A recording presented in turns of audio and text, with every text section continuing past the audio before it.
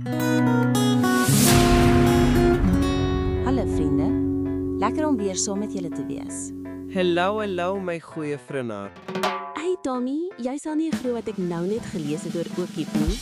My ouma en oupa is van daar en ek gaan môre soontoe om hulle te besoek. Serious, Amy. Ek het nie geweet dat jou ouma en oupa van Okiep is nie. Ja, hulle is. Hulle bly al hul hele lewe lank daar. Maar ek wil jou nog graag vra. Het jy geweet die Okiep Copper Company is die oudste mynmaatskappy in Suid-Afrika? Dit klink cool. Vertel my 'n bietjie meer van die OCC. OK, so die maatskappy het in die 1860s begin, maar wag, die storie gaan veel verder terug. Voor die Europeërs, en ons praat hier van way before Google Maps, het ons inheemse voorouers, die Nama en San, op koper uit die grond gehaal. Hulle was die oorspronklike influencers van mynbou. Hulle het Influencers, soos TikTok stars, maar met koper. Hulle het native copper ontgin uit die rotse lank voor 1652. Met clans soos die Khoisan en hul chiefs wat die land bestuur het soos 'n baas. Aha, en inheemse tale met fascinerende kliekklanke gepraat. Ja, hulle het Khoi en San tale gepraat, vol stories oor die woestyn se skatte. Stel jou voor, ons voorouers het gejag, vee gewy en terselfdertyd 'n mynoperasie gehad. Multitasking op 'n ander level. Anyways, Amy, wat het gebeur toe die Europeërs gekom het? In die 1860se jare het die Cape Copper Company oorgeneem en die koperboon het ontplof.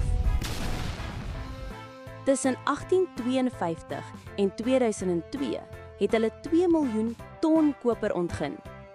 Wow, 2 miljoen ton? Dis insane.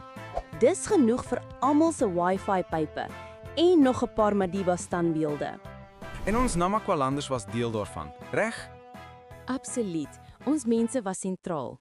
In die 1970s het die maatskappy 1996 werkers aangestel van dit Namakwaland en ander gebiede. Dit was soos 'n United Nations van mynbou.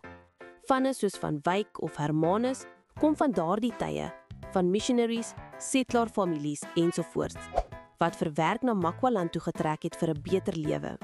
Hulle het gedink, kom ons gaan soek 'n better life by die koper, maar dit was nie altyd maklik nie. Forced removals onder koloniale en apartheidstye het mense van hulle land verdryf.